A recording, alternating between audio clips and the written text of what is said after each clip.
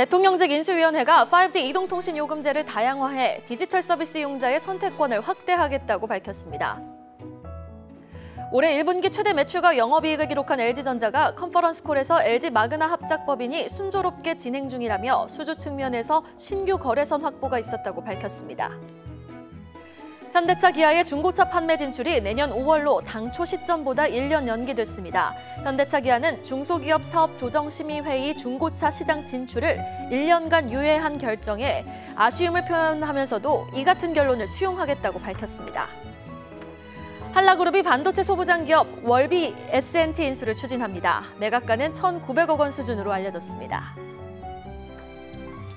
LG전자 뉴스부터 한번 짚어보도록 하죠. 자동차 전장 부품 합작사 LG 마그나가 1분기 신규 거래선을 확보했다라고 밝혔습니다. 전반적인 LG전자 실적을 비롯해서 컨퍼런스콜 내용 좀 짚어볼까요? 네, 이제 어저께 LG전자 소식이 좀 많아가지고 제가 한꺼번에 좀 모아서 준비해봤는데요. 일단 실적부터 체크해보면 1분기에 매출액이 21조로 사상 최대 실적을 발표했습니다. 금감원 전장식 다트를 좀 자세히 살펴보니까 매출액은 전년 동기 대비 18.5%, 영업이익은 6.4%, 당기순이익은 19.8% 증가한 것으로 확인됐습니다. 됐고요.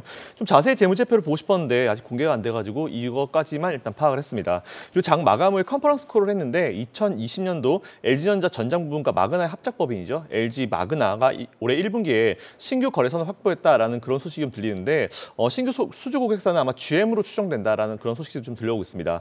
일단 1분기에 전장 사업 같은 경우는 이제 손익분기점에 근접할 것이다라고 이야기를 하면서 기대감을 좀 더 가지게 만들었고요. 하지만 국내 가전 시장 자체가 이제 정책이 들어섰다. 이와 함께 뭐 북미도 수요가 좀 악화될 것이다. 뭐 이런 얘기가 좀 나오고 있는데 특히 월풀과 함께 이제 경쟁 중인 북미 시장 같은 경우는 이제 펜트업이라고 그러죠. 보복 소비에 대한 수요 감소 그리고 심리적인 악화 현상이 예상된다라는 그런 얘기를 했습니다.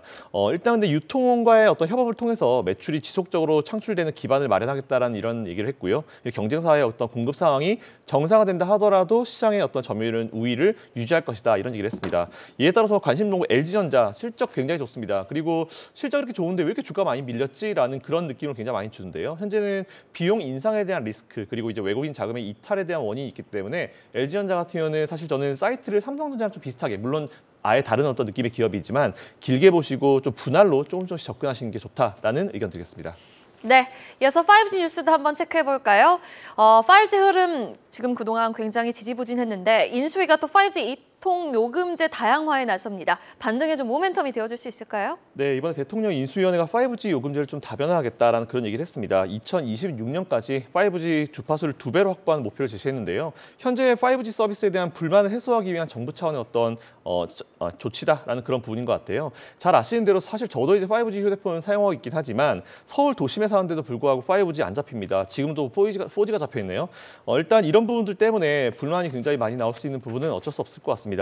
일단 이래서 인수위원회가 5G 사용자들의 평균 데이터량을 고려해서 5G 요금제를 좀 다양하게 하기로 결정한 것인데 일단 전국적으로 5G 연결부터 잘 되게 하는 게 굉장히 중요하다라고 좀 생각을 하고 있습니다. 일단 인수위원회가 5G 주파수를 2026년까지 2배로 확보하고 2024년까지 농어촌 지역까지 전국망 구축 그리고 고도화를 추진하겠다는 그런 얘기를 하고 있고요. 최근에 보면 신축 건물들이 다 구리선이 들어가는데 이걸 갖다 광케이블 설치 의무화 이것도 이제 진행한다고 하니까 앞으로는 좀 달라질 수 있지 않을까라고 생각하고 있습니다.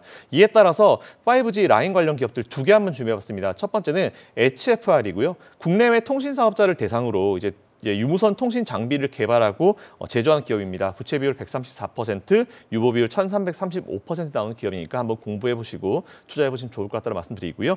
두 번째로 파트론 준비해봤습니다. 퀄컴 칩을 이용한 이은 5G 전용 모듈을 이제 개발 중인 기업이고요. 부채 비율은 41%, 유보 비율은 1549% 나오니까 HFR, 파트론 2개 한번 같이 공부 한번 해보고 이어가 보시면 좋을 것 같다라는 말씀드리겠습니다.